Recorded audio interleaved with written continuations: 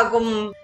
ஆதிசங்கர பகவத்பாதர் கானபத்தியம் என்ற விநாயக வழிபாட்டையும், சைவம் என்ற சிவ வழிபாட்டையும், சாக்தம் என்ற பராசக்தி வழிபாட்டையும், வைணவம் என்ற திருமால் வழிபாட்டையும், கௌமாரம் என்ற சுப்பிரமணிய வழிபாட்டையும், சௌரம் என்ற சூரிய வழிபாட்டையும் சேர்த்து ஷண்மதங்கள் என்று கூறப்படும் 6 சமயங்களை ஸ்தாபித்தார்.